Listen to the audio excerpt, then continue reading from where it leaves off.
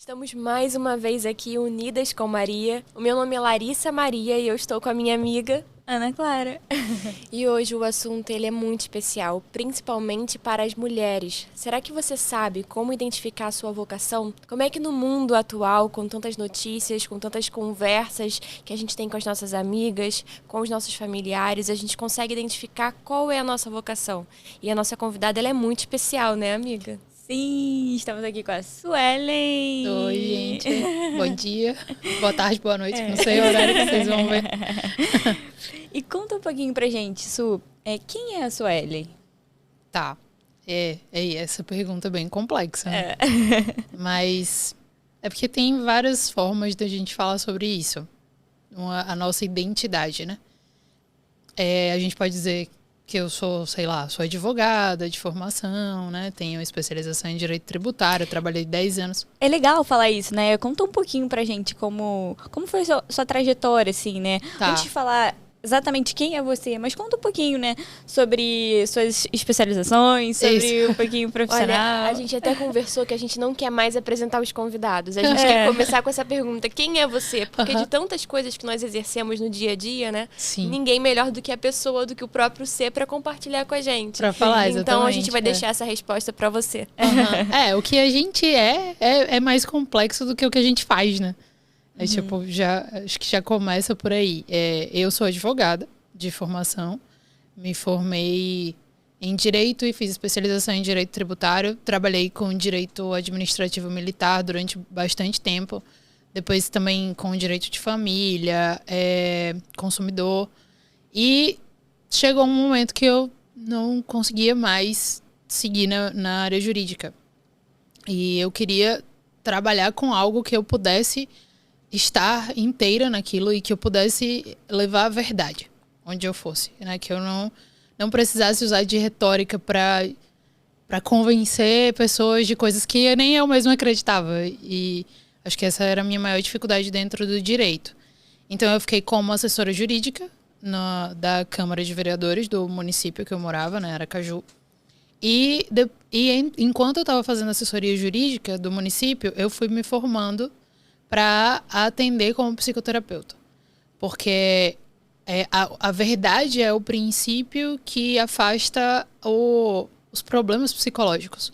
Quando a pessoa está próxima da verdade, ela é o que nosso Senhor fala, né? Jesus no Evangelho, que conhecereis a verdade e a verdade vos libertará. É exatamente isso. Então, eu queria trabalhar levando isso comigo. Eu me sentia inclinada a isso, porque cada vez que eu falava ou fazia algo que era só pra, sei lá, convencer o juiz, porque o chefe mandou, eu não me senti bem. Era uma questão de sentir mesmo, sabe? E isso me levou à antropologia afetiva, que é algo que eu vim desenvolvendo, não é tudo meu, óbvio, porque, né, enfim, eu fui estudando São Tomás de Aquino, Edith Stein, outros teólogos, tipo Dietrich von Hildebrand e vários teólogos, para poder chegar nesse entendimento de como que a parte afetiva da gente influencia na nossa vida, né? Porque, afinal de contas, a gente tem um corpo, o nosso corpo sente, e o sentir vai para várias dimensões. Mas, enfim, tô desviando um pouco da pergunta de quem eu sou, né? Então, profissionalmente, hoje eu atendo como psicoterapeuta, também sou escritora, escrevi um livro, mas eu acho que quem eu sou não sei, é uma coisa mais assim... É uma pergunta difícil, não é? É porque eu acho que, na verdade, está em construção, né? É uma coisa que só vai acabar quando minha vida acabar, porque aí vai estar formado mesmo, assim, minha identidade consolidada, né? Enquanto a gente ainda está vivo, a gente ainda tem a opção de escolha que pode ir para um lado ou para o outro, né? Então, hoje, o que eu quero ser é uma pessoa que está no caminho de fazer o bem, de viver pela verdade, pela beleza, pela bondade e sempre próximo de Jesus, assim. Porque eu tenho 5 anos de missa diária. Vai fazer 5, na verdade. Uma bênção, né? Assim, incomparável esse amor. Ui, perdão. E é isso. Hoje, o que eu quero ser é a pessoa que corresponde ao amor de Deus. É isso que eu quero ser. Ai, que bonito, né? Nossa, lindo. E como é que surgiu, assim, a escolha para você profissional? Você sempre pensou em seguir esse caminho? Foi algo que surgiu depois de muita oração? Como é que foi? Tá. Eu sempre quis ser advogada. E também porque o meu pai, ele ficava assim... Eu falava, pai, eu quero trabalhar aqui, que era o fórum, né? De Aracaju. Aí ele, você vai, minha filha. Tipo, ele ficava muito animado. E eu queria ver meu pai alegre. Como a gente quer ver nosso pai do céu alegre, sabe? Então eu queria fazer direito. E aí eu fiz o direito, me formei, enfim, comecei a trabalhar. Só que cada vez que eu me deparava com uma situação na qual eu era obrigada a defender coisas que eu não acreditava e que eu achava injustas, eu ficava mal. Mas muito mal, assim. Eu não queria mais trabalhar com aquilo. Eu voltava para casa chorando. E ficava assim, eu não quero isso, não quero isso. Enfim, daí eu entrei na faculdade novamente para tentar fazer psicologia. Só que aí eu vi dentro da faculdade de psicologia uma tendência também muito relacionada à ideologia, né? Sim. E aí eu falei, ainda não é isso que eu tenho que fazer. Era como se minha vida estivesse sendo guiada por Deus mesmo, sabe? E aí eu acabei fazendo um intercâmbio. Decidi, porque eu fiz um projeto, assim, pro meu ano, e uma das coisas que eu tinha colocado nesse projeto era uma viagem para Roma. Porque era a única coisa na minha vida que eu ainda não tinha feito, que era um sonho, assim. E aí eu fui. E quando eu fui para Roma, eu voltei já decidida a sair do emprego, né, como advogada e buscar o que era que eu tinha que fazer. Não era uma coisa que eu tinha noção de onde eu ia chegar, mas eu fui dando os passos e Deus foi me dando o chão mesmo. Então eu comecei a ler livros que eu não sabia como que tinham chegado nas minhas mãos. Por exemplo, de teologia, né? Enfim, aí eu fui fazer curso de doutrina da igreja com alguns padres de São Paulo. De repente eu estava num grupo e o pessoal me convidava. Então foram coisas que foram acontecendo que eu não tive muito controle sobre isso, sabe? De verdade. Eu queria poder chegar aqui e dizer pra vocês assim, não, sempre sonhei com isso. Foi uma coisa que eu escolhi, mas não foi. Foi uma coisa que foi escolhida pra mim. De verdade. E até agora, assim, eu vejo que cada coisa que vai acontecendo é Deus que tá escolhendo por mim, sabe? Sim, e eu acho que é tão bonito quando a gente consegue enxergar isso, sabe? Porque muita gente fica naquela, né? Como que eu consigo identificar a minha vocação, sabe? E às vezes Deus está querendo mostrar, só que a gente não está aberta para enxergar. Exatamente. Então, eu acho que quando é assim, dessa maneira, mais tranquila, mais leve, assim, mas sem que a gente fique desesperado em querer saber, nossa, eu preciso saber exatamente qual é a minha vocação. Claro, é importante você saber, mas tem seu tempo, não precisa ficar desesperada com isso, né? E os chamados, eles são diários, né? Então você é chamada aqui, daí você é chamada ali, daí você é chamada... Porque vocação, né, o termo, o vocare, significa que alguém chama para algo. Né? Então Deus chama a gente pra alguma coisa. Só que ele não vai chamar dando todo o plano assim, tipo, você vai fazer assim, assim, assado. Nunca foi desse jeito, nem no evangelho a gente acha assim, né? Por exemplo, Nossa Senhora estava lá grávida do menino Jesus e São José nem sabia o que era que estava acontecendo. Aí ele foi dormir, aí no sonho que ele entendeu que ele tinha uma função ali, um chamado a cumprir. Então é isso, acho que a gente vai sendo chamado aos poucos e Deus vai conduzindo a nossa vida. É óbvio que a gente também dá umas escorregadas às vezes, né? Sai do caminho, mas aí ele muda tudo de novo, bota você no eixo. Isso, a gente vive num mundo hoje com tanta informação, né? Assim, no mesmo segundo. E às vezes é difícil a gente escutar a voz de Deus e escutar também o nosso coração. Sim. Como é que uma mulher pode fazer para encontrar a sua vocação? Tá. Acredito que a primeira coisa que tem que fazer é silenciar outras vozes. Né? Não tentar buscar sinais, porque senão a gente se confunde muito, a gente não tem preparo para isso. E quando a gente tá muito sedento por encontrar respostas, às vezes a gente vê coisas onde não que não existem e que não são verdadeiras. A nossa imaginação conduz para outro lado. Né? Exatamente. E assim, a mulher tem muito disso também. Ela cria muitas possibilidades. Isso também pode ser um empecilho ali, Isso tá no nosso instinto, quase. Né? É porque a gente foi feita... São John Henry Newman fala que a mulher tem uma faculdade muito mais potente do que o homem tem, que chama sentido ilativo. É como se a gente tivesse capacidade de chegar a determinadas conclusões de acordo com o tanto de informação que a gente tem. Então, a gente tem uma capacidade muito ampla, né?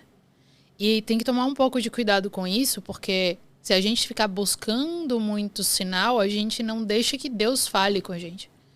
Então, acho que a primeira coisa que a gente tem que fazer é silenciar mesmo, sabe? Silenciar outras vozes. E ficar, assim, se concentrar no básico. É vida de oração, confissão, comunhão. E aí as coisas vão aparecendo. Devagar. Elas vão se mostrando pra gente. É isso, eu acho que é por aí. Com certeza. E só para contextualizar, você falou também que estava indo na missa diária, né? Isso. E qual foi a transformação que você percebeu da Suelen antes da missa diária para a Suelen de agora? Tem a ver também como você identificou a sua vocação? Foi mais fácil depois de ir para a missa todos os dias? Sim, totalmente. Deus realmente me cuidou de um jeito paternal, né? Uma semana antes da minha avó falecer, eu comecei a ir para a missa diariamente. Então, a graça me sustentou ali de um jeito completamente diferente. E eu comecei a entender a dimensão de Jesus na Eucaristia, que eu não tinha essa noção. Eu sabia que a missa era importante, eu sabia que a comunhão era importante, que os sacramentos eram importantes, mas eu não tinha noção da força que vem da Eucaristia, que é Deus vive na gente, né? Quando a gente está em comunhão. Então, a partir dali, eu comecei a buscar, que são basicamente duas coisas que eu até sistematizei dentro da antropologia afetiva, que é ter uma relação com Jesus na Eucaristia e ter uma relação com Nossa Senhora através da oração do Santo Terço. Que eu acho que essas são os dois remédios para que a gente consiga silenciar, para que a gente consiga ouvir a voz de Deus com mais clareza e se limpar, assim, daquele barulho, né, tanto interior quanto exterior, que no convívio com outras pessoas vai acontecendo. E eu acho que foi basicamente isso. Na minha história, o que me ajudou a ir me direcionando para onde eu tô hoje e para as coisas que eu tenho desenvolvido foi a missa, né? Jesus na Eucaristia, visita o Santíssimo, porque tudo eu sento lá na frente dele e converso com ele. Falo, Senhor... Hoje tá difícil. Não, tem dia que eu olho, sério, eu falo, não sei mais o que fazer. Eu preciso da sua ajuda, porque eu realmente não sei o que fazer. E é impressionante, porque ele resolve. Às vezes não do jeito que a gente quer, mas resolve. E a outra coisa é a oração do terço mesmo. Porque eu acho que com o terço eu fui vendo o que em mim precisava ser mudado, sabe? O que eu precisava deixar pra lá. Até pessoas, assim, relações, comportamentos. E é isso. Acho que foi bem por aí. As duas coisas que pra mim sustentam e que eu coloquei lá no meu... No meu esquema. E você falou uma coisa interessante, né? Sobre a confissão. Quanto é importante também a confissão. E fala um pouquinho pra gente sobre a questão da pureza. Você acha que a pureza, ela influencia também nessa questão da vocação da mulher? Distancia a mulher do mundo da vocação dela, do que ela precisa fazer para realmente ter um caminho ali de seguir a vocação dela? Você acha que a pureza, ela... Totalmente. Porque, a mulher... A gente, né, enquanto mulher, a gente tem uma tendência a se relacionar de uma forma muito pessoal com as pessoas. Então, a gente se interessa pela pessoa, se interessa pela vida da pessoa, se interessa, né, por tudo relacionado à pessoa. Só que se a gente não tá com um coração muito puro, o que acontece é que a gente quer influenciar na vida da pessoa, a gente quer direcionar a pessoa, a gente quer obrigar a pessoa a fazer o que ela não quer. Então, é como se a gente quisesse exercer um domínio através do afeto. E a gente vê que, por exemplo, Nossa Senhora é um exemplo de uma pessoa que não fez isso, né? Porque o filho dela tinha um chamado, que era um chamado doloroso para uma mãe acompanhar, e ela não tentou impedir. Ela esteve ali, aos pés da cruz, ela viu, ela acompanhou ele, ela sofreu o que tinha que sofrer, ela padeceu junto com ele, mas ela não impediu, né? Ela não, tipo, não fez cena, não... Ai, tira meu filho. Então, assim, a Edith Stein fala sobre isso. Ela fala, né, que a gente tem que tomar bastante cuidado enquanto mulher, no sentido de não deixar que a pessoalidade da nossa relação invada a liberdade das outras pessoas. E eu acho que isso tem tudo a ver com a questão da pureza. Muito. Porque quando a gente tá numa relação com um coração puro, o que a gente quer é que a outra pessoa se realize naquilo que ela é chamada a fazer. Né? E quando o nosso coração não tá muito puro, o que é que a gente quer? A gente quer que a pessoa faça o que a gente quer. Que ela seja o que a gente quer. Que ela se comporte como a gente quer. E quando ela não se comporta, a gente se incomoda. Ou aí, sei lá, fala mal pelas costas, sabe? Então, realmente, a pureza tem um lugar muito especial nisso. E tem até a oração, né, das 3 Ave-Marias que a gente faz, pedindo que Nossa Senhora ajude a gente a ter um coração puro como o dela. É algo que eu trabalho também com minhas pacientes na terapia. Inclusive, ontem eu falei sobre isso com uma. Ela falou, às vezes eu percebo que eu tenho uma tendência a manipular um pouco. Eu falo, caramba, olha, tem que prestar atenção nisso. Aí a gente monta estratégias, né, pra ir se despindo disso. Porque se a gente acostuma a vida inteira a fazer aquilo, dificilmente, mais tarde, a gente vai conseguir mudar o comportamento. Então é agora que a gente percebe que a gente tem que começar a mudar, né? É isso. Jesus fala um pouquinho disso na Bíblia, né? Fala um pouquinho sobre essa questão que a Bíblia fala sobre essa questão de vocação, da questão do papel da mulher. E às vezes as pessoas elas não conseguem interpretar da maneira correta, né? Então, será que você consegue desmistificar assim, um pouquinho isso? Essa interpretação errada que às vezes as mulheres fazem, enfim, e outras pessoas que querem interpretar a Bíblia fazem de maneira equivocada, sabe? Então, tá. Mas você consegue me dar um exemplo, Ana? Pra eu por exemplo, a questão sobre o corpo da mulher, né? Tipo, a modéstia, conservar a pureza da mulher, que nem a gente estava falando anteriormente, você falou um pouquinho sobre a pureza, né? Mas mais essa questão de vocação mesmo, né? Do corpo da mulher, de como ela se enxerga na maternidade, Como porque ela foi feita aqui, aqui, mundo, né? de como ela se coloca no mundo. Sim. Mais ou menos nesse sentido, assim. Sim. É que assim, a questão da pureza, ela tá muito relacionada a você entender a intenção do seu coração, né? Então, se você veste um véu, mas você veste um véu para parecer que você é melhor do que os outros, não tá sendo puro. Então, não é a aparência em si que carrega a pureza, né? A pureza é a intenção que existe no nosso coração. Só que algumas coisas, na própria aparência, já denunciam a intenção do nosso coração. Porque uma pessoa que se comporta de um jeito, sei lá, extremamente vulgar, né? Com uma exposição excessiva do corpo, enfim, já está mostrando que quer um tipo de atenção, né, que não é pura. Né? Porque se você está buscando uma atenção que impede a liberdade de outra pessoa, não existe pureza nisso.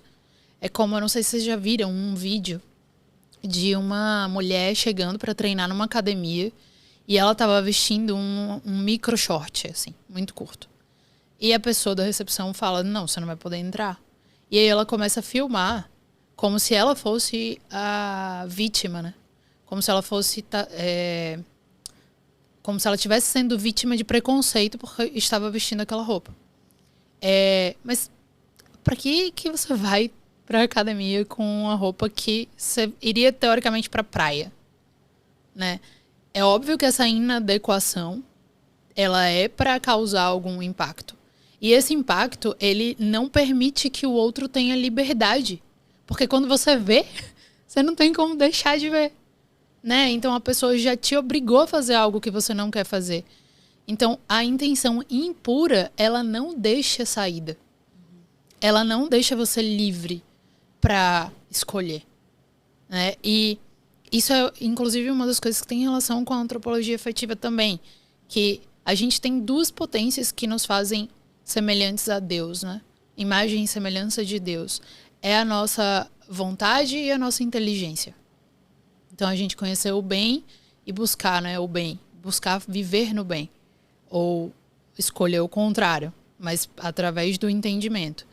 Então, quando a gente não respeita a liberdade dos outros, a gente não respeita a vontade dos outros. E nem Deus viola a nossa vontade.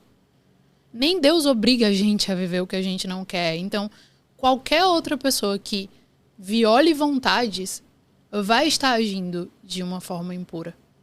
Né? Seja no se vestir, seja no falar, seja no, sei lá, conversar ali por trás, tentando manipular situações. Fofocas, enfim. Exatamente. Óbvio que, assim, a gente também tem um dever, né, de Estado, muitas vezes, com relação à nossa posição. Se a gente está vendo algo que está errado, a gente tem o dever de agir, porque senão a gente até peca por omissão, né? E isso é uma coisa bem delicada. Mas é diferente. O coração da gente vai mostrar se a gente está agindo dessa forma porque a gente quer o bem, né? Ou porque a gente quer vantagem pra gente. Então tem uma diferença bem grande, assim. Não sei se eu... Não, foi perfeita. Claro. E até queria te fazer uma pergunta sobre isso. Você falou que Deus, ele não nos obriga a nada, né? Até Deus respeita ali o nosso livre-arbítrio. E a pureza, ela também é uma escolha que precisa partir do nosso coração. Isso. Deus também não vai obrigar com que a gente tenha um coração puro e com que a gente haja de acordo com a pureza. Mas se a gente não tomar cuidado, e isso pelo menos é a minha percepção, quero que você compartilhe a sua também, a gente tem uma tendência a ter um coração impuro. Sim. Seja às vezes pela inveja disfarçada, principalmente as mulheres entre elas também. Então é algo que a gente também conquista na oração, que a gente conquista na confissão, né? Reconhecendo os nossos pecados e ali através do sacerdote recebendo o perdão, através também da comunhão, porque quanto mais perto de Deus a gente está, mais a gente tende a ser semelhante a Ele, né? Mas eu acredito que a pureza ela seja uma busca diária. E como é que uma mulher pode reconhecer, por exemplo, nossa, eu era pura antes, agora estou agindo de uma forma impura e eu quero voltar para a pureza? Quais são, assim, as táticas que ela pode fazer para conseguir retornar para aquela pureza? Tá. Como eu organizei as coisas foi de um tipo de amadurecimento que passa do entendimento dos afetos que estão relacionados ao concupiscível, que é essa parte do prazer, né? Ao irascível, que é a busca de coisas mais difíceis, e os afetos volitivos, que têm relação com a vontade. Então, são os afetos do nosso coração. A primeira coisa para a gente conseguir entender se a gente está agindo de uma forma pura ou não é a gente fazer exame de consciência. Essa é a primeira coisa. E dói às vezes, né? Dói bastante. Tem que ter coragem. Tem que ter coragem, muita. E tem que ter, assim, uma disposição de realmente se humilhar, né? Perante Deus e perante os outros. E a lembrança de que, ainda que ninguém esteja vendo, Deus está vendo. E eu acho que uma coisa assim também é o entendimento, né? É saber a importância da pureza. Sim. Sabe? O porquê isso é importante. Porque quando a gente entende o porquê daquilo, começa a fazer mais sentido, a gente começa a ter esse movimento do exame de consciência e o movimento do querer. Sim. Né? Então, também essa questão do entendimento também é muito importante. Sim, se torna menos difícil também, né? Isso, porque a gente vê a verdade e aí a gente quer buscar isso. E isso tem a ver com esses afetos volitivos, que são os que mostram onde está o nosso coração. Né? Porque quando a gente reza, a gente não pede para Jesus fazer o nosso coração semelhante ao dele. O coração dele é puro. Então, se a gente quer isso, a gente vai começar a ter que buscar e fazer um esforço para isso. Mas tá, você me perguntou das táticas. Então, a gente, para cada tipo de afeto, a gente tem um itinerário, assim, para buscar construir aquelas virtudes. Então, por exemplo, para a gente aprender a lidar com prazer, a gente tem que focar na temperança. E como é que a gente educa a gente para que a gente se tempere com coisas boas, né? A gente tem que estar cercado de coisas boas. Então, a gente tem que parar de consumir conteúdos que não são bons, que façam a gente poluir o nosso olhar, né? Porque quando a gente tá vendo, por exemplo, sei lá, tá vendo na televisão o tempo inteiro um monte de gente que trai, que maltrata, que engana. Então, na nossa imaginação, o que fica é que todo mundo trai, todo mundo maltrata, todo mundo engana. Aí a gente escuta uma música e a música tá falando a mesma coisa. Ah, porque todo mundo trai. Então a gente fica com isso. Até no inconsciente, né? Total. E aí, quando algo acontece, aí você associa a imagens que você já pegou em algum lugar, né? De algum tipo de conteúdo. Então, a temperança, ela vem não só do que a gente se alimenta de comida, por exemplo, mas do que a gente alimenta a nossa imaginação também. Então, se a gente quer se temperar de algo melhor, a gente tem que procurar bons filmes, bons livros, boas companhias, né? Porque às vezes até tem uns amigos que são pessoas que levam a gente para um lugar que a gente não deve ir. Então, fazer esse tipo de escolha, que é uma escolha dolorosa, esse é o primeiro ponto, né? Que é para lidar com essa parte dos afetos do concupiscível. Aí a parte dos afetos do irascível tem muito relação com a fortaleza. Então, buscar fazer coisas mais difíceis, né? Se empenhar em lutar por coisas difíceis, sabe? É tipo, tá, a pureza é uma coisa muito complicada. Porque eu vou ter que abrir mão dos meus prazeres. Porque, tá, mas isso também vai mover em você o seu afeto de lutar por algo. Então, para o irascível, a gente coloca alguns tipos de desafios, assim, em terapia, né? Para dificultar um pouco a vida da pessoa. Um pouquinho que seja, não muita coisa, mas assim, sei lá, vai tirar o banho frio, ou o banho quente. Mortificações, né? Umas mortificações. Vai tirar o banho quente, vai tirar um travesseiro, ao invés de dormir com 2, vai dormir com um só, né? Vai, sei lá, tirar o açúcar da comida. Tem gente que acha que isso é bobeira, mas trabalha a nossa alma, né? Totalmente. E vai nos tornando mais capazes, né? De realizar outras coisas mais difíceis. Coloca as coisas também em ordem, né? Assim, você consegue se reorganizar. Sim. Né? Então, eu vou me mortificar porque eu preciso tirar esse vício, né? Então, você reorganiza ali sua vida interior, né? E automaticamente, nos seus hábitos, nas suas práticas do dia a dia, isso também vai sendo modificado. Exatamente. E aí, por último, que é a parte dos afetos mais relacionados ao nosso coração, é esse, o exame de consciência, né? Frequente. E, assim, estar disposto a, quando conhecer a verdade, seguir aquela verdade. Ainda que caia. Porque às vezes a gente não tem força ainda na nossa identidade para seguir aquilo. A gente vê e a gente se entristece com a gente, né? De pensar assim, caramba, olha isso que eu fiz, péssimo. Mas aí é não desistir, né? É buscar os meios. Então, quando a gente fala desses afetos relacionados ao coração, esses são os afetos que nos assemelham aos anjos. Então, por isso que a inveja é um afeto especificamente do coração. Ele não tem relação nem com o irascível, nem com o concupiscível. Ele tem relação com você perceber um bem e você se entristecer porque outra pessoa tem um bem que você não tem. Então, tem um problema na visão da pessoa aí. Primeiro, ela não está entendendo que Deus é bom e que Deus dá o que ele acha que deve dar para os filhos dele. Ainda que você não consiga compreender a dimensão disso. Então, tem um pouco de questionar a Deus, né? Um pouco de se colocar em uma posição que não é a posição que deveria ocupar. E também tem essa, assim, uma certa confusão, né, sobre a própria realidade. Então, significa que o coração da pessoa tá meio poluído porque ela não tá vendo a verdade como a verdade é. Ela não tá vendo Deus como Deus bom e justo e que faz o bem. Ela não tá vendo ela mesma como uma pessoa que tá vivendo o que precisa viver para conseguir desenvolver o que precisa desenvolver. Ela não tá vendo o outro como uma pessoa que também merece bens, né? E que é filha de Deus como ela mesma.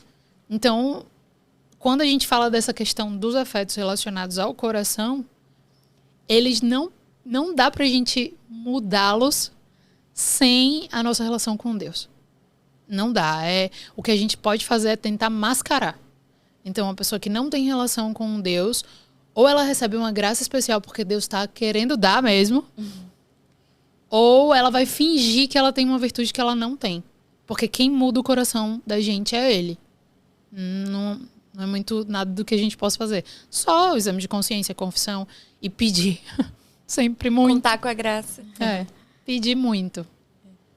E assim, quais são que você observa assim no consultório? quais são os principais desafios que as mulheres encontram nessa questão? Pode ser relacionado à pureza, a questão da vocação, dela não se encontrar, tá meio perdida, ou tá numa vida interior desordenada. Quais são, assim, os principais desafios que você vê, assim, né, nessas mulheres? Tá. Eu acho que tem alguns desafios específicos para cada fase da vida. Tem gente que ainda tá num amadurecimento muito incipiente, apesar da idade. Então, por exemplo, pode chegar uma mulher para fazer o acompanhamento que tem 30 anos, mas que nunca aprendeu a lidar com, sei lá, a comida. Ela come compulsivamente, ou ela, sabe? Então, a gente tem que voltar para essa base para poder organizar essa parte. Mas tem gente que já não sabe lidar com outros tipos de situações, que é, sei lá, o convívio com outras pessoas, relacionamento com outras pessoas. Então, a gente vai ter que ver, em cada caso, o que é que está faltando ali ser construído, né? Qual é a virtude que precisa ser desenvolvida para que a pessoa chegue em um lugar de melhoria mesmo. Porque, assim, quando a gente olha para a questão do amadurecimento, né, e da formação da nossa identidade, quando Deus diz, eu sou, né? Ele sabe quem ele é, plenamente. E quando a gente começou aqui, que eu falei, eu quero ser, porque eu não sei ainda quem eu sou plenamente. Né? Deus sabe quem eu sou e quem eu vou vir a ser e quem eu consigo ser de acordo com o que ele me deu de possibilidades e graça, enfim, capacidades. Mas é isso. Então, até me perdi no que eu tava falando, mas enfim. Quando a gente vai construindo essa questão da identidade da pessoa no desenvolvimento pela maturidade, a gente olha para um modelo. E o modelo perfeito de homem é Jesus, de mulher é Nossa Senhora. Uhum. Então, o que é nela que a gente precisa olhar para desenvolver na gente? Como um espelho, né? Uhum. Exatamente, porque precisa ter. Se a gente não sabe qual é o modelo, a gente vai desenvolver o quê? Né? E aí, nela, o que a gente olha para desenvolver? Um sim absoluto ao chamado de Deus, né? Sem questionar. Uma obediência, né, a Deus. É uma docilidade diante das situações da vida. É um respeito enorme por um homem que está do lado dela e que vai ajudar ela, né? Que São José. É um respeito absoluto também pela vida do próprio filho, sem querer conduzir, sem querer interferir, né? De forma que não é legal.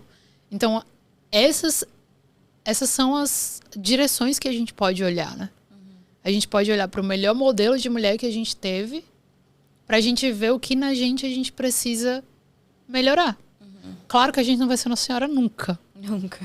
Mas é uma busca, né, para se assemelhar. Mas a gente tem que olhar para um modelo.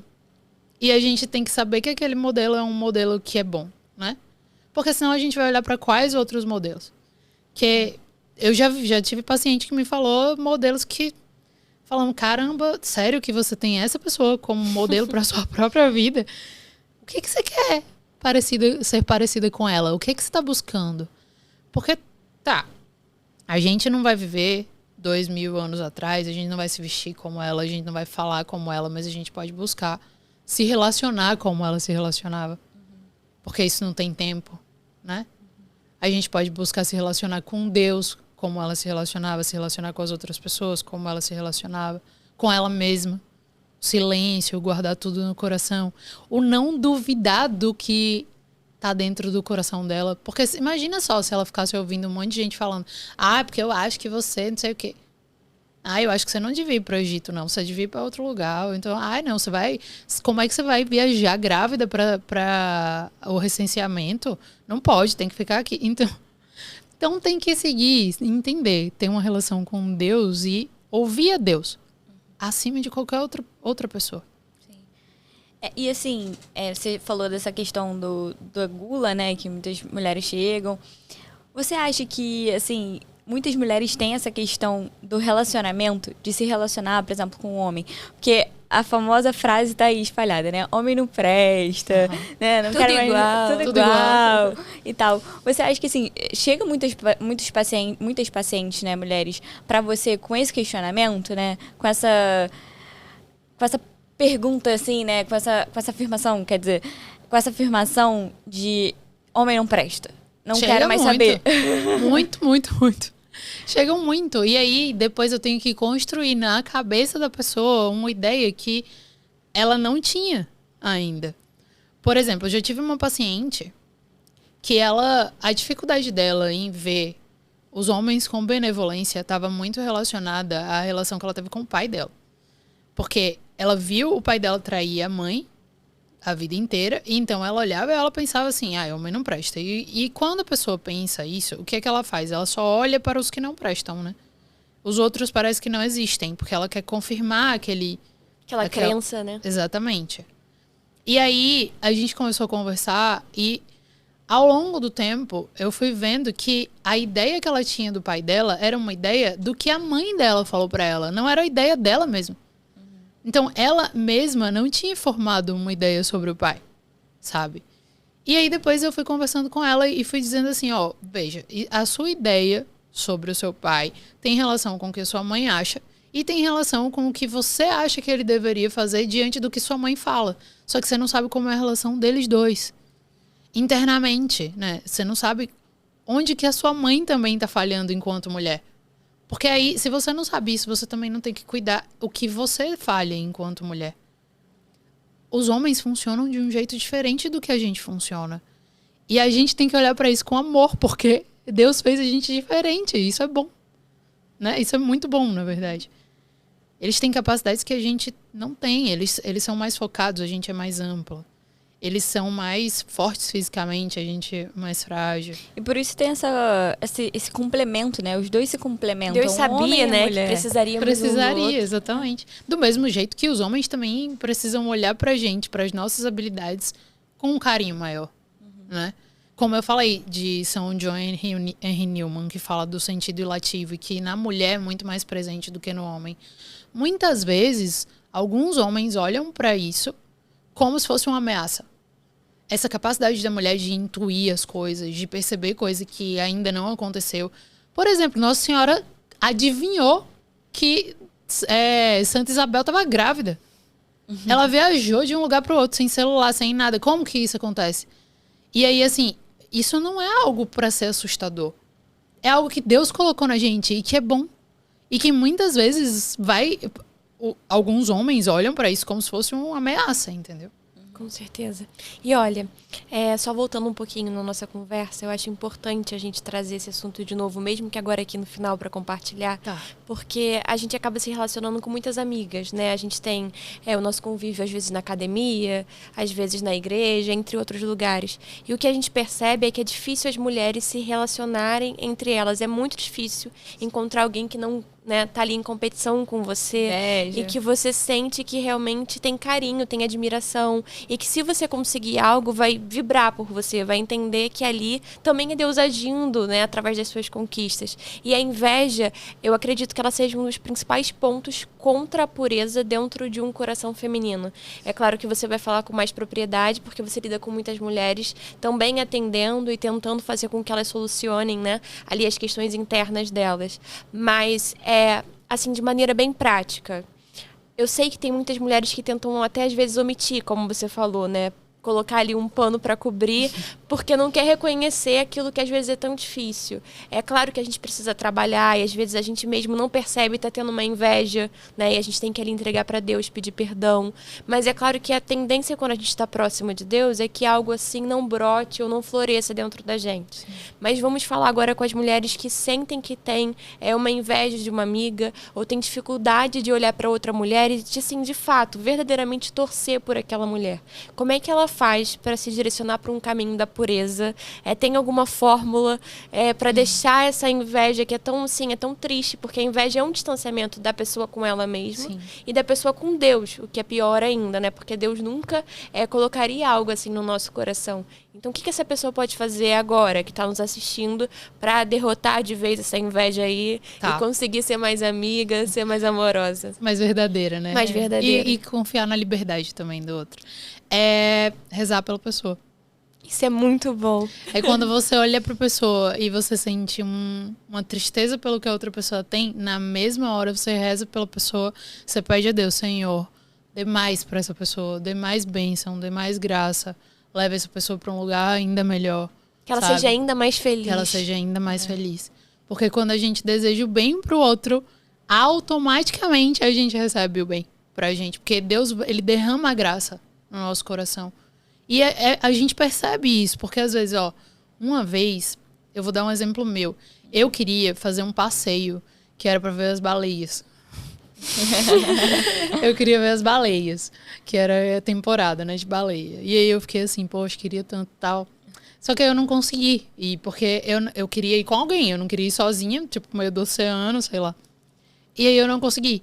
E daí, de repente, uma amiga minha chegou, amiga não, tá? Era uma pessoa conhecida, chegou pra mim e falou assim, eu ganhei um passeio pra ver a baleia. Na mesma hora eu senti um negócio assim, tipo, caramba, eu queria tanto ir, sabe? Aí no mesmo dia, eu fui lá e eu rezei por ela. E eu pedi, Senhor, por favor, ajude, que ela tenha mais bênção, que ela tenha mais graça, que ela veja mais baleia. Que se eu não pude ver, ela aproveite pelo menos e veja. E de coração, né? Falar totalmente. isso de coração. Não, e assim, se você antes faz sem ser de coração, faça até ser de coração. É um treinamento. Porque aí Deus vai mudando o seu coração. Quando você vai se obrigando, é igual a questão do perdão também. Você falar, sabe? O primeiro passo, às vezes você não consegue nem falar, né? Tipo, eu perdoo. Mas quando você começa a falar, eu perdoo, eu perdoo, eu perdoo, eu perdoo, você vai perdoando. E a mesma coisa é isso, você desejar o bem pra uma pessoa de quem você tá meio incomodada com o bem dela. E é um exercício, conforme você vai fazendo, realmente seu coração vai mudando. Porque Deus muda nosso coração. É isso. E eu acho que assim também, uma coisa legal, né, que às vezes eu tento praticar, é as mortificações também. Então, me surgiu aquela inveja ali daquela pessoa, sei lá, que colocou uma roupa super bonita, eu achei super bonita a roupa, uma coisa bem fútil. Cara, eu vou tomar um banho frio pra acabar com isso. Pra acabar com isso e pelaquela pessoa, sabe? Sim. Então, assim, essas mortificações, a gente conseguir realmente fazer esse exame de consciência, porque, como a gente tinha falado anteriormente, né? Essa questão que nós temos da nossa natureza, assim, que é ruim, é horrível. Mas a gente conseguir perceber e exercitar esse exame de consciência, tipo, caramba, eu cometi esse erro. Peraí. Pausa, sabe? Tentar interromper na cabeça, né? Aquele pensamento ruim quando vem. Sim. Então, esse exercício que é importantíssimo, Sim, que nem você sim. falou. Uhum. E aí eu acho que, assim, é mais importante que a pessoa olhe pra dentro dela e que ela busque a se redimir com Deus do que ela tente agradar a pessoa de quem ela tá sentindo alguma inveja. Porque se ela começa a tentar agradar a outra pessoa, ela começa a achar que ela tá sendo boa demais. Tá falseando aquilo. Ela tá falseando o que ela sente. É como se, tipo, eu nunca senti nada disso, porque eu sempre fui boa com ela. E não é verdade. Ela tenta mascarar pra ela mesma, mas Deus sabe que onde é que tá o coração, né? Onde tá o erro ali? Então eu acho que uma das coisas que a mulher pode fazer na prática mesmo é evitar fazer gentileza quando você sente inveja de alguém. Não faça. Sabe? Se segure pra não ir fazer gentileza demais porque você tem inveja daquela pessoa. Calma, segura a onda, reza pela pessoa.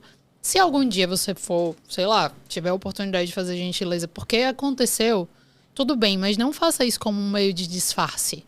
Porque Deus não é enganado. Não é? Você tá se enganando, né? Se enganando. Tá Às vezes até a ele. outra pessoa também, porque a outra pessoa às vezes não vai perceber, ela não é Deus, né? Mas a Deus não engana, então o coração continua invejoso igual. E impuro, né? E impuro. Olha, Su, muito obrigada por vir aqui. Eu que agradeço, compartilhar foi ótimo. conosco sobre a pureza, sobre as virtudes, né? Que a gente precisa ali todo dia buscar e por escolha, né? Todos os dias estar nessa constante busca. Muito obrigada por ter aceito o convite. Coloque a gente nas suas orações. Claro, coloca. Vocês me rezem por mim também, por favor. Sempre. Mas antes de tudo, nós temos uma novidade para compartilhar com vocês. E com a Su também. Tá, quero saber. Nós estamos aqui com essa imagem lindíssima. Linda. Ela é da Cali Porcelanas, de uma loja sensacional, né, Lari? E olha os detalhes dessa imagem. São lavandas? São linda. lavandas. Uhum. E assim, eles mandaram pra gente com muito carinho.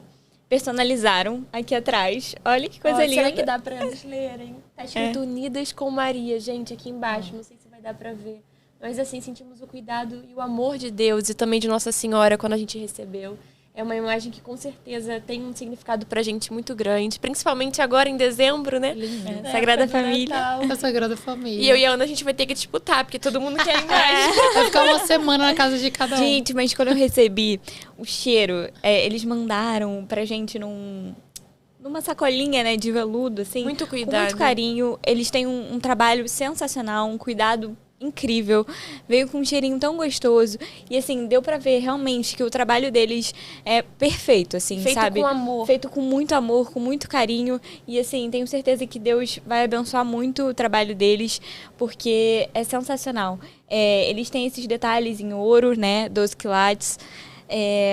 E todo esse cuidado da escrita, a pintura feita à mão. Então, assim, é um presente perfeito para você dar para alguém no seu Natal, né? O Natal tá chegando, então entrem lá no Instagram, Cali Porcelanas, o @. E assim, faça sua encomenda. Eles têm várias imagens, além da Sagrada Família, tem Nossa Senhora, enfim, dentre outras imagens que eles fazem. E assim, eu tenho certeza que do fundo do coração vocês não vão se arrepender. Então, sabe o que é legal compartilhar também? É que é um presente especial, né? Pelo menos quando nós recebemos, a gente sentiu realmente o amor, o afeto na pintura, na imagem. Então, assim, se você tem alguém muito especial na sua vida e você quer dizer isso para essa pessoa, essa é uma ótima opção de presente. Não deixe de conhecer o Instagram deles. Tem outras peças também, né? Outros produtos que vocês vão sentir o amor, a fé, o cuidado em cada detalhe. Agora coloca lá, porque eu também já quero segurar eu que vou levar para minha casa hoje.